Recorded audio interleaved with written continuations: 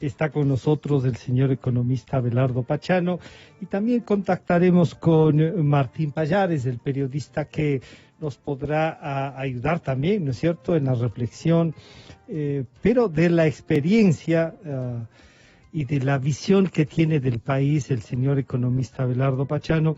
Queremos servirnos para plantearle un tema que puede ser local, los riesgos que atormentan a la ciudad de Quito, con lo que está pasando en el municipio, con las propuestas de la autoridad, pero también con el relajamiento social y los problemas económicos de Quito y del país. Una primera visión, señor economista Pachano, bienvenido, buenos días. Francisco, buenos días, gracias por la invitación. En realidad, esta pandemia ha destapado muchísimas cosas que les veíamos con algún grado de preocupación en algunos círculos, pero que hoy son manifestaciones evidentes de una sociedad moral y éticamente descompuesta, en donde conviven un conjunto de burócratas que no tienen ningún empacho en aprovecharse de sus cargos para hacer negociados con distintas transacciones que hacen a nombre del Estado, y de empresarios privados y políticos ecuatorianos que se han organizado en verdaderas bandas criminales para esquilmar los escasos recursos que tiene el Estado ecuatoriano y que ahora con desesperación les necesita para atender tanta necesidad derivada de esta crisis sanitaria. Yo creo que aquí tenemos frente a nosotros una lacerante realidad de descomposición social que sin duda está poniendo en peligro la existencia misma del concepto de país.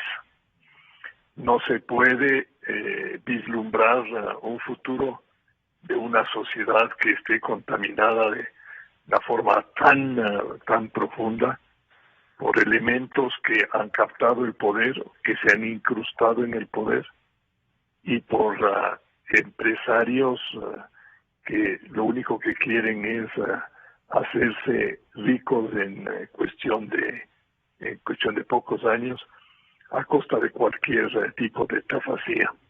Economista Pachano, esto que usted nos recuerda y nos dice que es la pandemia ha sacado entonces la peor parte o de la condición de nuestros dirigentes políticos, sociales, pero también entonces uno diría, la sociedad ecuatoriana se acostumbró a tolerar esto, ya no tenemos capacidad de asombro ni de indignación, economista. Así es, Francisco. Es una sociedad altamente permisiva que recibe a estos, yo diría, ladrones, estafadores, gente sin escrúpulos dentro de la propia sociedad con los brazos abiertos, o con, yo diría, un quemi-impostismo, para que se incorporen a las actividades privadas sin recibir la sanción moral que requieren de ser rechazados por ella en virtud de la mala forma con la que actuaron y la mala forma con que consiguieron esos recursos. Aquí tenemos un trabajo realmente muy profundo, de larga duración, que tiene que ser perseverante por volver a reconstruir los valores y principios sobre los cuales se debe basar una sociedad organizada que se precie de tal, que quiera construir un futuro adecuado y en donde prime el principio de el respeto al derecho de cada uno de los ciudadanos y por encima de ello al derecho colectivo.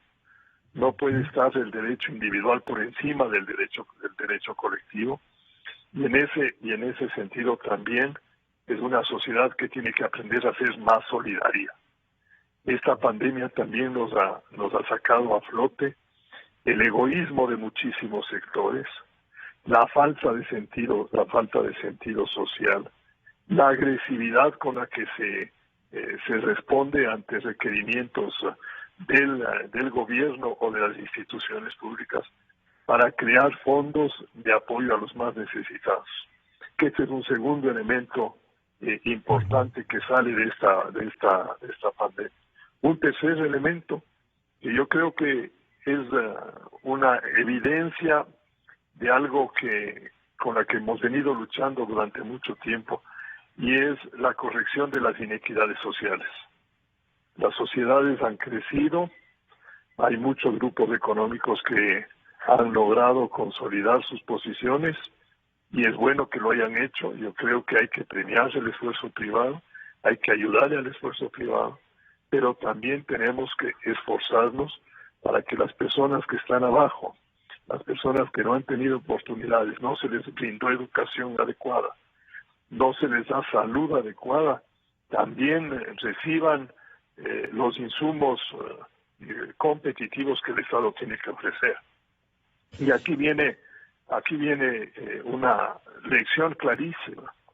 Los estados tienen que dejar el oropel y volver a concentrarse en lo básico, en lo fundamental. Educación, salud y bienestar. Y los tres frentes, el de educación, el de salud y el del bienestar, están realmente ofreciendo resultados lamentables. Educación de tercera categoría, que no es competitiva, que no está preparando a nuestros jóvenes, y estoy hablando de la educación pública, que no está preparando a nuestros jóvenes para el mundo que está ya en vigencia, que es el mundo del conocimiento, el mundo de la tecnología, el mundo de la comunicación en línea. Una salud que tampoco está organizada para dar servicios eficientes y de seguridad, que ha sido, en la cual se han invertido ingentes cantidades de recursos, y de ahí también se han estafado. O sea, se han robado la mayoría, se ve. Así es, así es. Y el asunto de bienestar, de bienestar social, en donde tenemos nosotros que el sistema de pensiones es un sistema que está demostrando una fragilidad ya casi cercana a la vigencia diaria. Economista, permítame saludar a Martín Pallares, que nos está acompañando para que reflexionen los dos. Martín, en cambio, desde el punto de vista del seguimiento de la noticia, de la investigación informativa. Y claro, si bien la propuesta era tratarlo de la capital, el señor economista Pachano, Martín, buenos días, nos hace notar que en la capital se refleja quizá con este momento con mayor crudeza lo que en general la sociedad ecuatoriana está pasando. Y claro, esa visión de futuro nos deja casi golpeados, porque decimos, ¿y habrá entonces futuro? La autoridad local el día de ayer nos decía que sí, que las pruebas están bien, que son mejores, que estamos haciendo esto, estamos haciendo esto otro. Son buenos comunicadores. Martín, bienvenido, buenos días. Buenos días, Francisco. Buenos días, Abelardo. Un gusto. Yo coincido, antes de entrar al tema de las pruebas y del municipio, yo quisiera simplemente agregar algo que decía Abelardo. Yo estoy muy de acuerdo con él, pero me gustaría agregar que yo creo que esta es una sociedad que que viene de un periodo muy largo, donde se fomentó el enriquecimiento rápido, fácil, donde grandes sectores de la sociedad empezaron a encontrar forma de hacer dinero y fortuna a costa del Estado, porque el Estado se hizo muy grande y el Estado gastaba mucho. Es una sociedad donde el tener riqueza se empezó a vanagloriar de una forma sin detenerse en los principios y en los valores, ¿no? Creo que venimos de más de 10 años de un boom petrolero, ¿no? Un petrolero, y económico igual. Endeudándonos, sí, pero como decía el propio expresidente, hay tarjeta que puede vivir 6 meses gastando. Exactamente, y con un Estado derrochador. Entonces yo creo que llegamos a este momento donde ya la crisis económica estaba pegando duro y luego viene la pandemia, donde todas esas estructuras nos dejan muy mal parados, ¿no? Lo que está pasando en Quito con el tema de las pruebas, por ejemplo, es simplemente un ejemplo de eso. Cuando se compraron las pruebas del municipio, que a todo el mundo nos pareció una excelente idea, porque en efecto era una excelente idea, ¿no es cierto? Comprar una importante cantidad de pruebas para hacer un testeo. Un diagnóstico que más cercano a lo que pasaba. Exactamente, y lograr hacer lo que se pretendía, que era un cerco epidemiológico, ¿no es cierto?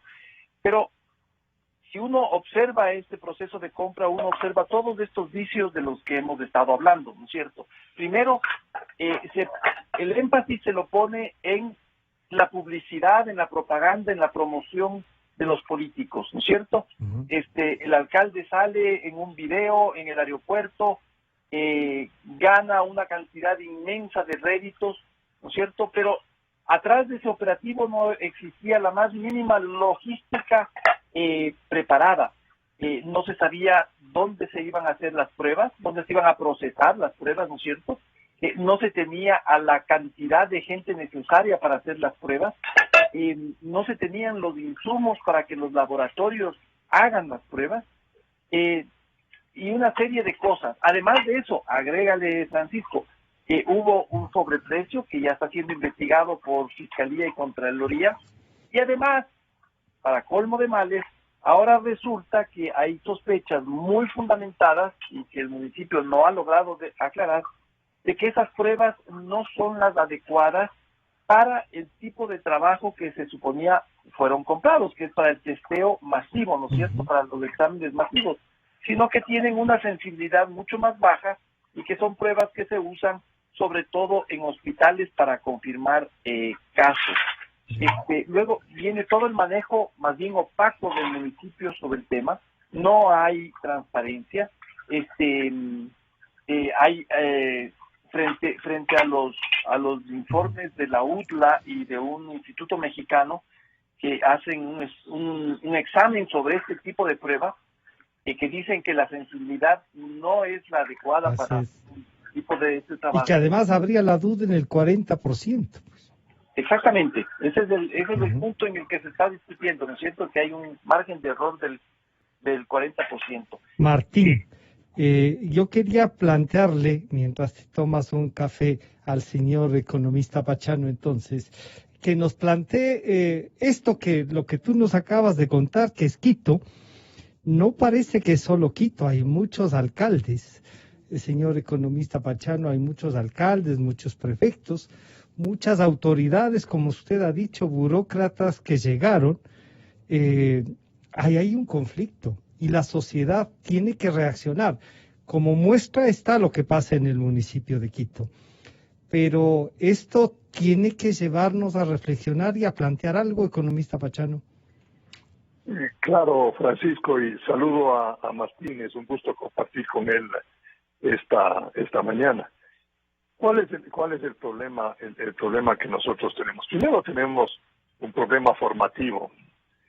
La sociedad no ha puesto empeño básico en formar a las distintas generaciones, y entre ellas a la que está actualmente en el ejercicio pleno de su actividad, en principios y valores. Si no le puso el empeño básico, y obviamente lo que consiguió es una sociedad amoral, en donde todo negocio es válido, toda transacción está justificada, y todo incumplimiento tiene un tercero que puede responder, pero no uno. Entonces, en ese plano, nosotros si reconocemos eso, la tarea básica de recomposición de nuestra sociedad parte de una revisión profunda del sistema educativo y de la revisión profunda de la educación de las mujeres. ¿Por qué de esta manera lo señalo de esta manera? Porque las mujeres juegan un rol fundamental en el hogar. Son el eje de la convivencia del hogar. Y si nosotros tenemos mujeres preparadas, con principios, con valores y todo, van a transmitir a sus hijos lo mismo. Pero le pueden decir, pero ese es un rol de los dos, los papás. Obvio, Sí. yo no le estoy negando el No rol. le está diciendo es responsabilidad de ustedes, pero sí, No. en la sociedad ecuatoriana el rol ese ha sido tan importante, ¿no? Es importante y ha sido descuidado. Ya. Ha sido descuidado. Es una de las marginalizaciones que la sociedad ha creado a lo largo del tiempo. Ese es un tema. El segundo tema de lo que está hablando Martín. Los ejemplos de corrupción de esta pandemia, que también se llama corrupción, está en todas partes en la sociedad ecuatoriana. Yo creo que hay islas excepcionales en el Ecuador. Hay instituciones públicas excepcionales que demuestran un manejo mucho más pulcro de los recursos públicos. Yo tengo un ejemplo de dos ciudades. Cuéntenos porque no descubríamos, diría. ¿Ya? Cuenca y Ambato, dos ciudades en donde los empresarios de esas ciudades han aceptado su papel de ciudadanos y se han involucrado en las actividades públicas y lo han hecho con criterio civil, con criterio ciudadano, y en donde esas instituciones son respetadas y ofrecen resultados. Aquí viene un punto que es bien importante. La democracia y el liberalismo económico, para que no cultiven el enriquecimiento salvaje, requiere de instituciones fuertes y sólidas que obliguen a que los ciudadanos sepan que cuando cometen una zafacía están sujetos a una sanción efectiva. Nosotros eso no lo vemos. En las estadísticas de justicia del Ecuador, están ausentes. Más del 90% de los casos no están resueltos o simplemente quedan en la impunidad. Entonces, el mensaje para toda esta caterva de ladrones es bastante claro. No importa, yo robo, va a ser muy difícil que me prueben porque no dejo, obviamente como buen ladrón no deja rastros evidentes, y luego es una justicia que se demora, que se traba, que dificulta, y en donde hay inclusive componentes políticos evidentes, no hay un sentido de responsabilidad con el papel que tienen encargado por la sociedad, y a la final terminan siendo recibidos por esa forma permisiva de la sociedad dentro de no solo recibidos, sino admirados por lo vivos que han sido, ¿no? Dice, este vez tuvo 6 meses en esto y ve todo lo que tiene. Y ahí hay un tema, Francisco, que quiero también traer. Por favor. Y eso lo hemos conversado con Martín. Las élites ecuatorianas son corresponsables de lo que nos está pasando, porque no han sabido asumir su papel y su responsabilidad, su papel protagónico. En todos los países democráticos del mundo, las élites son las que cuidan que las instituciones funcionen, que los estados sean transparentes, que los recursos se utilicen con absoluta pulcritud.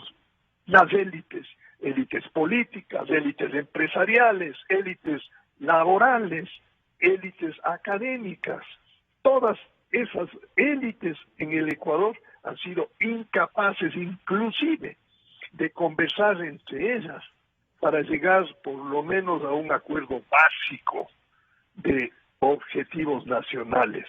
Por eso es que estamos ante la angustia de qué nos va a pasar en las elecciones del año 2021. ¿Por qué? Porque el Ecuador sigue descomponiéndose. Y es una sociedad que puede llegar a tener en un momento una pérdida de identidad. Porque una sociedad que llega a un nivel de descomposición de esa naturaleza deja de ser tal. Y claro, uno pierde el sentido de pertenencia, no quiere pertenecer a una banda. Claro, en Quito éramos orgullosos del municipio. Nosotros teníamos el ejemplo de nuestros alcaldes. Alcalde de Quito fue Galo Plaza. alcalde de Quito fue Carlos Andrade Marín, para poner dos ejemplos. Entonces, hay innumerables ejemplos de alcaldes en Quito que han sido ejemplos de pulcritud, han sido ejemplos de ejecutividad, han sido ejemplos de ciudadanía. Jaime del Castillo, Rodrigo Paz, Álvaro Pérez, bueno, podríamos seguir nombrando a los alcaldes. Y hoy día el municipio de Quito, ¿qué es? El municipio de Quito es otra institución contaminada por la corrupción. Pregunte a los constructores, Francisco, ¿cuál es la tragedia que tienen en los trámites de aprobación de obras y de entrega de obras en la ciudad? Que le digan cuál es la verdadera realidad. El otro día yo le escuchaba a un comentarista internacional que decía, en el mundo, el sector más propenso a la corrupción es desde la construcción, porque tiene muchos vínculos con el Estado. Ahí está, yo creo que clarísimo hay una respuesta claro, del problema que está incubado allá poner adentro. trabas para vender soluciones. Claro, entonces empecemos por donde debemos empezar. Claro. Permítame entonces preguntarle a Martín si en Quito estamos de alguna manera, no se dice hay que escandalizar, pero no hay que dejar de escandalizarnos de lo que pasa, Martín. Y el rol de la prensa frente a lo que nos dice Abelardo Pachano es no cesar en señalar esto, Martín. Sí, yo creo que nada, no todo está perdido, ¿Sí? Francisco y Abelardo. Yo siento que todavía queda unas dosis importantes y fundamentales de capacidad de indignación en la sociedad. Y yo creo que ahí es donde la prensa ha jugado un papel fundamental. Yo creo que en la prensa ecuatoriana todavía hay periodistas que mantienen esa capacidad de sorpresa y de indignación, que se resisten a creer que la inmundicia es la nueva normalidad, que la corrupción y el cinismo es la nueva normalidad, porque a eso nos han tratado de llevar desde hace algunos años, a que normalicemos completamente cosas que antes nos escandalizaban. Lo que ha ocurrido, por ejemplo, con las pruebas el manejo de la pandemia en la ciudad de Quito, por ejemplo, es muy grave, ¿no es cierto? Pero se vendió publicitariamente bien. Se vendió publicitariamente bien, se hizo dinero con un sobreprecio. No estoy diciendo que el alcalde se haya beneficiado, eso no sabemos. Pero él es el responsable de esto. Él es el responsable, exactamente. Pero él sí es el responsable también de que no se haya previsto un operativo posterior a la compra. Aquí lo importante fue la compra y el golpe publicitario de eso, ¿no es cierto? Ahora hay la duda de que de cada 10 personas que se hicieron las pruebas de estas del municipio, que 4 hayan tenido un diagnóstico errado y que sean, por ejemplo, falsos negativos y que hayan ido a contagiar más. Así no hay forma de controlar una pandemia, no hay forma de establecer un cerco epidemiológico, como lo llaman, ¿no es cierto? Y lo que se está jugando es con la salud del pueblo, y eso es criminal. ¿Cómo enfrentar, Martín, desde el área de la comunicación para luego pedirle a Abelardo cómo enfrentar, en cambio, el futuro? Porque esta nueva realidad a la que tú nos dices no hay que acostumbrarnos, porque sí hay que escandalizarnos de lo que está pasando, Martín. Yo creo que desde la comunicación hay que hacer lo que se hace y lo que se debe hacer y lo que fundamenta los principios del periodismo, ¿no es cierto? De un periodismo democrático, de un periodismo independiente que se basa en unos fundamentos que no hay que inventárselos ahora, que están ahí y que están desde siempre, que es el destapar aquellas cosas que las autoridades tratan de ocultar cuando existe un proceso opaco, chueco, como quiera llamarse, ¿no es cierto? Yo creo que la prensa ha sido fundamental y tiene que seguir siendo fundamental en este proceso de decir las cosas, de comprender, de analizar, de hacer que los hechos, que la realidad sea de alguna forma más transparentada. Y transparentarla y también ayudarle a la sociedad a entender lo que ocurre, ¿no? Yo creo que los periodistas somos también curadores de información, no solo recogemos información, sino que también somos curadores, y creo que es indispensable para mantener eso que yo digo que es la capacidad de indignación y de sorpresa que cualquier sociedad que pretenda vivir en democracia debe tener. Martín, pero Abelardo nos ha recordado que el tema de la justicia y la falta de ella en la aplicación de quienes operan este sistema también desgasta, ¿no es cierto? Y nosotros como medios podemos estar trabajando en eso, pero la gente podría llegar a tener un cansancio de esto y un poco aumentar el que me importismo. Totalmente, y yo creo que ahí también la prensa puede tener una responsabilidad. A mí me impacta mucho y yo he reflexionado mucho últimamente, ahora que salen tal cantidad de denuncias de corrupción, se produce una saturación de esto y yo siento que la sociedad puede empezar a sentir una especie como de normalidad. Y como de abandono y como de ya de una vulnerabilidad absoluta, ¿no? De que ya no hay mucho que hacer y ya, entonces yo creo que también la prensa ahí tiene que ser muy propositiva, tiene que ser analítica y no quedarse simplemente en las denuncias de corrupción, sino también tratar de entender lo que está ocurriendo en la sociedad, ¿no? Los procesos, todos los circuitos de poder, etcétera, que existen atrás de lo que está ocurriendo, ¿no es cierto? Porque podemos llegarnos a empacharnos de denuncias de corrupción y quedar completamente pasmados y perder lo que decía Abelardo, ¿no? Perder el sentido de país, el sentido de país, y eso sí sería lo más grave de todo.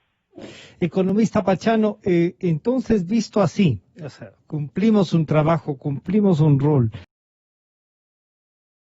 comprometerse en esto,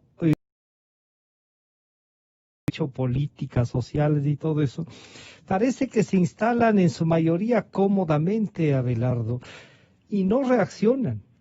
O unos porque han sido beneficiarios, u otros porque ya no les importa, economista. Así es, Francisco. Y un poco un comentario, por favor, a lo que acaba de mencionar Martín. Es cierto, no todos están contaminados. Hay una parte de la sociedad que lucha denodadamente por salir de este marasmo ético, por conmoverle a la sociedad, pero tenemos una ciudadanía muy débil, muy poco sensibilizada a la defensa de los valores, a la defensa de los principios. Es una sociedad en la cual el individualismo y el interés puro, propio, está por encima del colectivo. Y por eso es que yo al principio, en mi primera intervención, decía, es que los derechos colectivos están por encima de los nuestros. Nosotros tenemos obligaciones para con la sociedad. La sociedad tiene obligaciones con nosotros, por supuesto. Y nos tiene que respetar nuestros derechos, el derecho a la libertad, el derecho a la opinión, al libre ejercicio, el derecho a pensar libremente, a opinar, todo eso.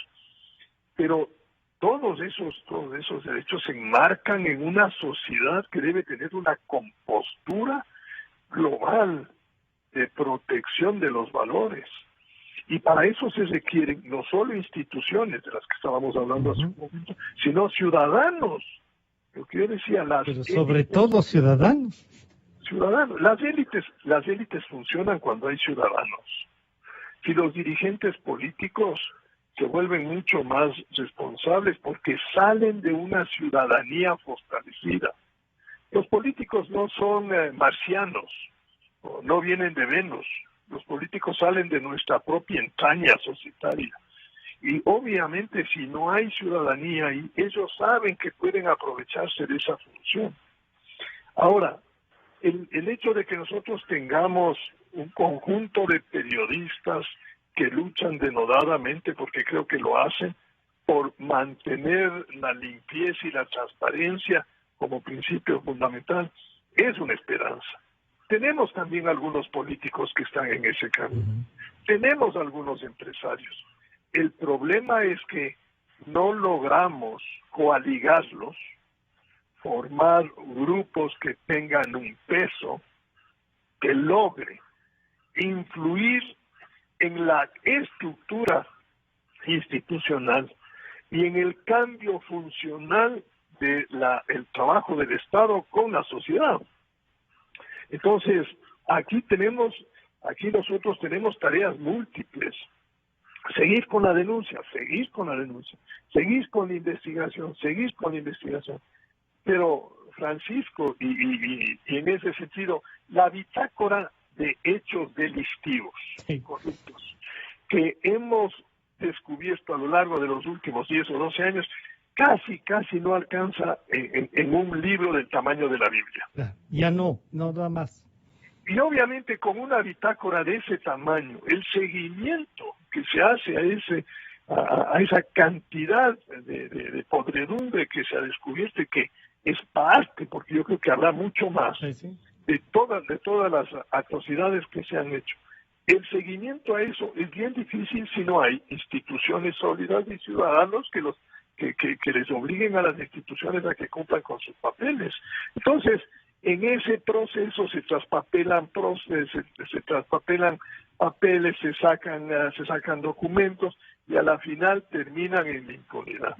Terminamos viendo por lo menos público el 10% y el 90% de estos últimos 14 años se está quedando con viva la fiesta economista. Claro, y eso es lo que más indigna. Entonces, claro. El problema es que puede ya, en una circunstancia de esta naturaleza, puede nacer en estas circunstancias un nuevo salvavidas, un tipo que o intentar recuperar para decirnos que lo de antes era mejor. Y un populista que le cante sirenas al pueblo ecuatoriano, el pueblo ecuatoriano con si esta ingenuidad vuelva a caer en lo que cayó en el año 2006-2007, que simplemente fue un proceso de engaño monumental. Claro. Economista, pero la gente puede decirnos, oiga, yo tengo problemas más urgentes que resolver. No me pidan actuar colectivamente si no tengo trabajo, si tengo problemas por la alimentación en la casa.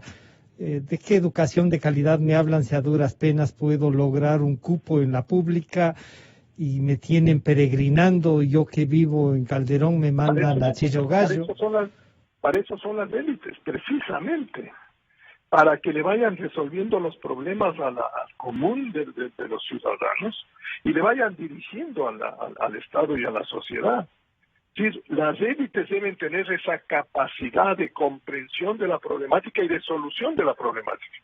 Pero si las élites son unos oportunistas que lo hacen convivir precisamente con esa realidad y aprovecharse de esa realidad desastrosa, porque de aquí inclusive de esta pandemia vamos a salir con mayores inequidades sociales. Van a ser más evidentes, ¿no? Por eso es que yo reclamo que debe haber mayor sentido de solidaridad en nuestra colectividad, porque nos tenemos que sentar a repensar el orden de prioridades que tengamos cuando reconstruyamos la economía, porque esa economía no da más problemas, va a estar en peores condiciones. Y si nosotros seguimos pensando con la misma forma con que pensábamos hace un año, pues vamos a cometer un error de fondo. La realidad de ahora es una realidad muchísimo más complicada desde el punto de vista de equidad, desde un punto de vista de sociedad que pueda convivir en paz de lo que era hace un año. Y entonces a eso hay que atenderlo. Nos hemos dado cuenta de la carencia de una serie de recursos que necesitamos para que se pueda asegurar salud en el Ecuador de calidad. Aquí hay que darle una vuelta al concepto de salud pública, una vuelta pero completa. A la educación pública hay que darle una vuelta completa. Vamos a pelear con un montón de intereses. Sí, van a salir unos dirigentes políticos vinculados con la educación que nos van a decir que no les toquemos, que los derechos, que una serie de cosas. Pero aquí vamos a tener que discutir las fórmulas de evaluar a cada uno de esos servicios, porque ya es inadmisible que además de que tengamos un Estado obeso, sea tan ineficiente que no pueda resolver los problemas básicos.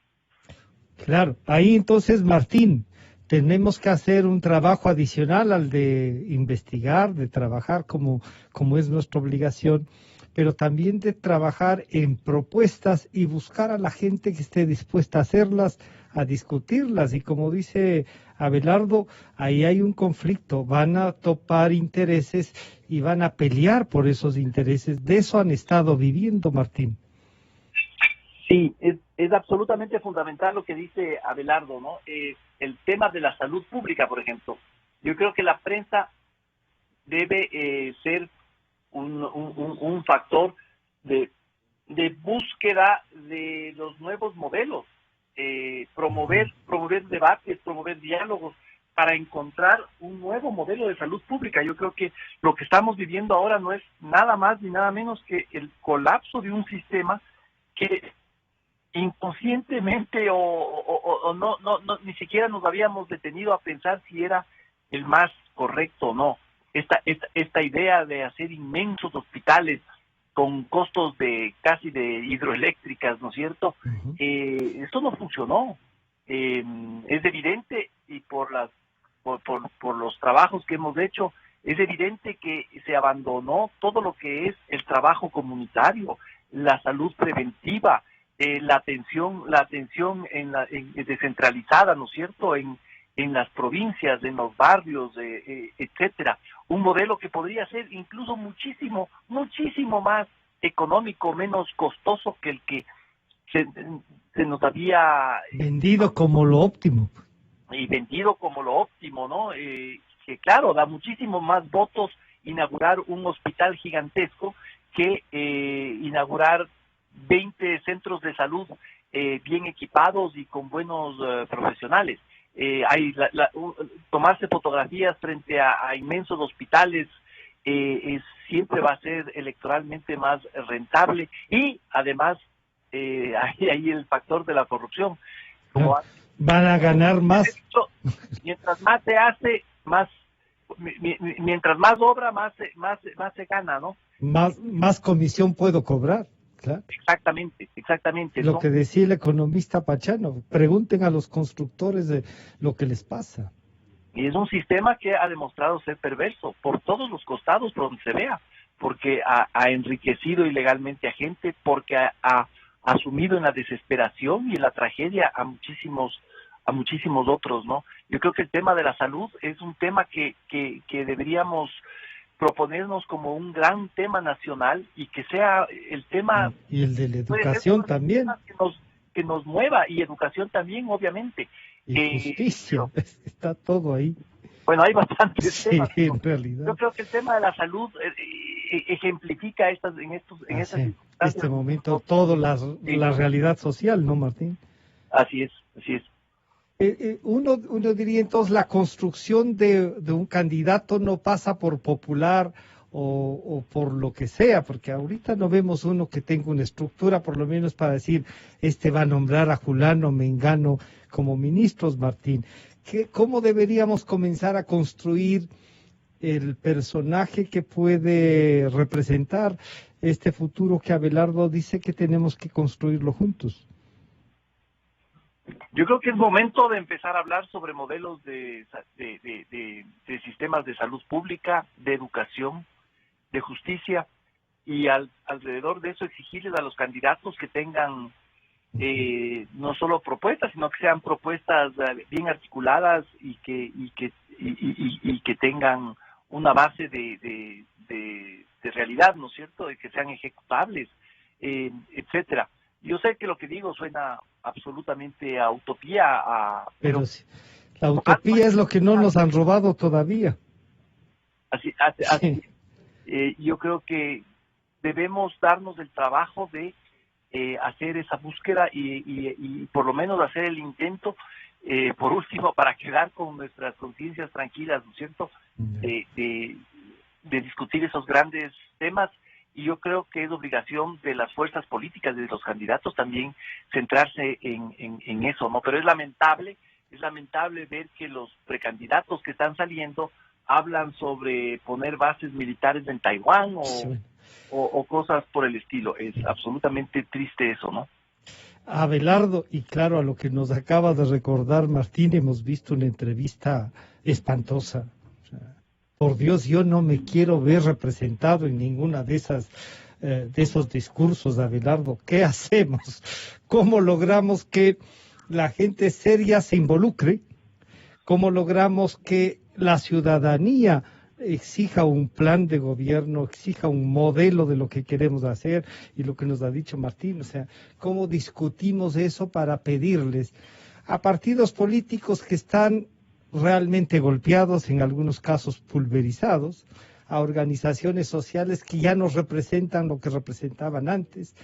¿Cómo nos reinventamos la democracia, Abelardo?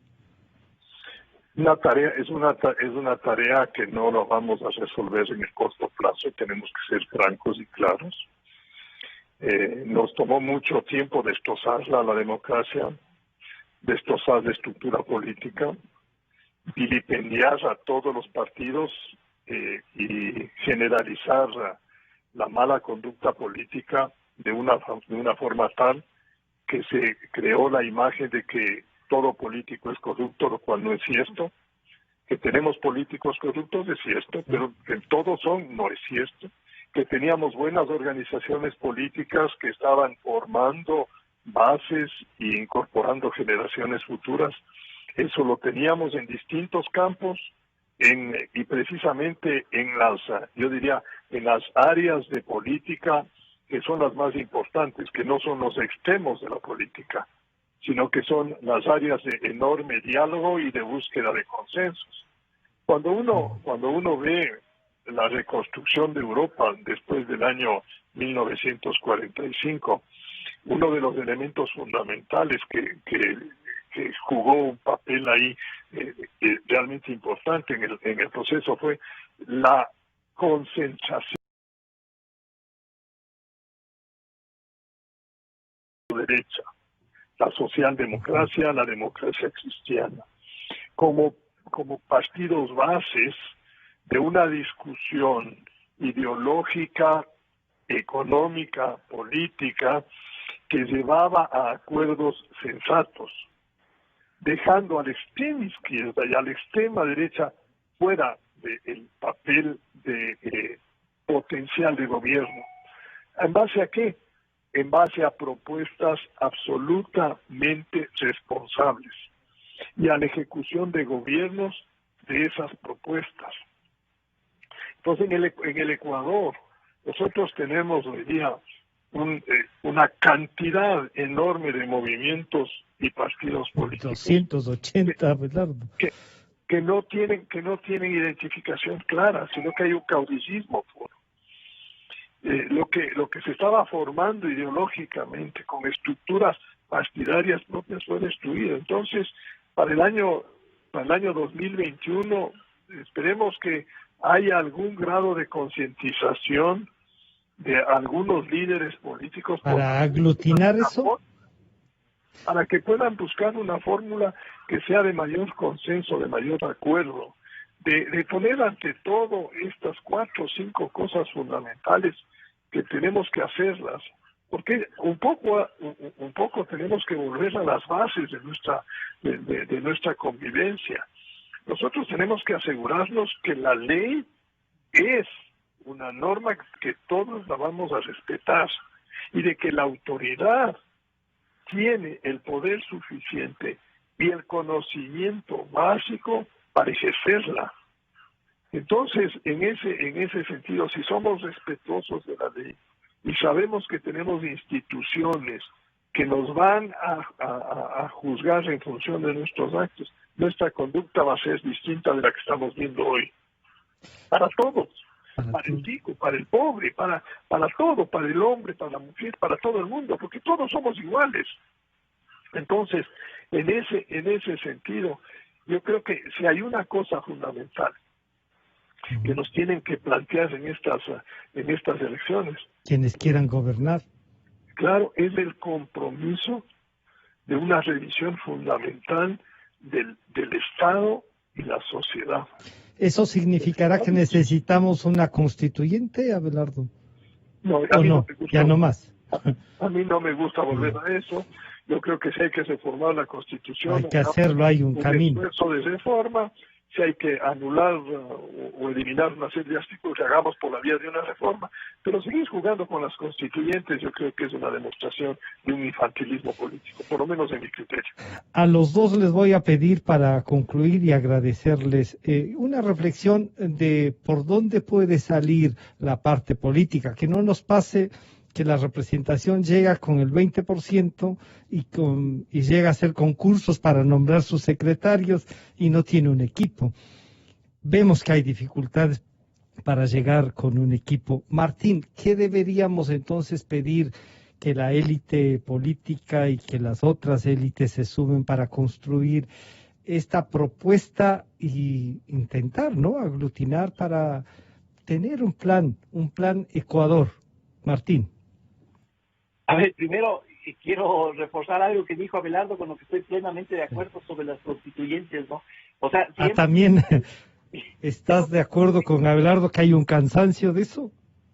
Si hemos hecho 22 constituyentes y estamos como estamos, o sea, es lo peor que podemos hacer, por Dios. Entonces, creo que eso es absolutamente descartable, ¿no?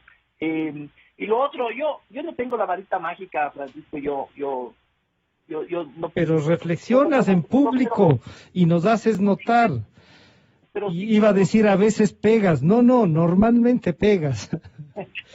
No, yo creo que es indispensable que las élites ecuatorianas, como decía Abelardo, las élites no son solamente las élites económicas, ¿no es cierto? Hay élites hasta deportivas, hay élites científicas, hay élites de todo tipo, que las élites se den cuenta, tomen conciencia de que si no se ponen a remar, este barco se hunde. Y una vez hundido no habrá cómo sacarlo, por lo menos en un buen tiempo.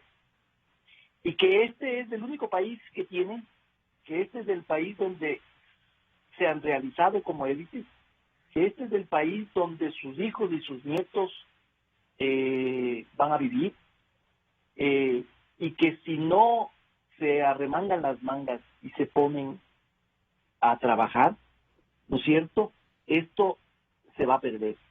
Yo creo que es el momento de que las élites tomen esa decisión, de que hagan esfuerzos por hacer grandes reflexiones sobre lo que necesita el país, y que hagan algo para que no todo quede en manos de estas bandas de pillos y de aprovechadores, ¿no es cierto? Creo que es el momento en que las élites, insisto, se pongan a trabajar. Abelardo, con usted concluimos esta minga que nos han propuesto los dos. Martín, que ha dicho es hora de esto, usted ha dicho hay que trabajar, no perdamos la esperanza. Primero, es posible, los dos han reconocido que hay áreas que pueden apuntalar este trabajo, pero ¿qué nos recomendaría incluso a los medios para trabajar esta agenda, Abelardo? Francisco, el ser críticos y reconocer la dimensión de los problemas no es ser pesimista. Para precisamente poder salir del atolladero en el que nos encontramos, hay que reconocer la problemática. Y eso yo creo que todavía el Ecuador no lo tiene bien claro. Por eso es que me parece que debemos insistir en derivar las problemáticas que tenemos, sabiendo que el Ecuador tiene salida, de que hay que conmover a las élites para que salgan de esa situación de confort que tienen con la estructura que se ha ido deformando a lo largo del tiempo. ¿Cuál es el papel que tenemos nosotros?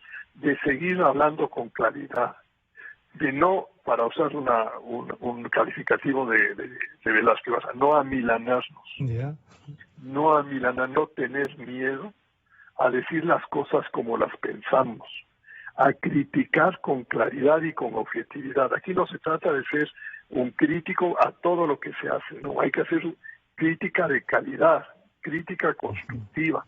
Hay que estar también dispuesto al diálogo. No hay que censurar un diálogo abierto. Lo que hay que censurar es el diálogo oscuro. La el componente. Que se hace bajo la mesa, la componenda, ¿no es cierto?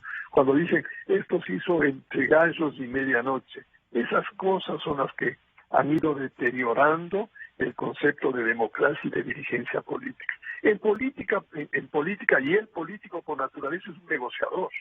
Es un negociador, pero tiene que ser un negociador franco, claro, de principios, de objetivos, y tratar de alcanzar lo máximo que sea posible de lo que está buscando. Pero lo tiene que hacer con transparencia. Igual tiene que ser el empresario. El empresario también es un negociador. El empresario por naturaleza trata de ser monopolista. Para eso viene el Estado a regularlo, a que haya competencia. No le gusta al empresario que le ponga la competencia.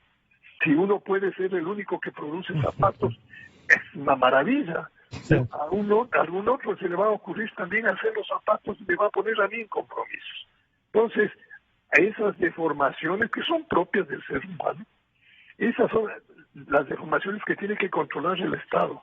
Entonces, la democracia y el liberalismo económico requieren instituciones sólidas, instituciones transparentes, instituciones funcionales. Y eso tenemos que seguir trabajando. Nosotros tenemos que aceptar debate y diálogo constructivo. No podemos cerrarnos a imponer criterios. En el Ecuador, el cerrar la posibilidad de diálogo, lo único que hace es destruir oportunidades. Eso nos pasó en los 10 o 12 años, que yo creo que se tomaron todas las válvulas de diálogo, pues también porque habían intereses inconfesables. Pero yo sí creo en el Ecuador del futuro, y por eso es que me duele ver lo que estoy viendo.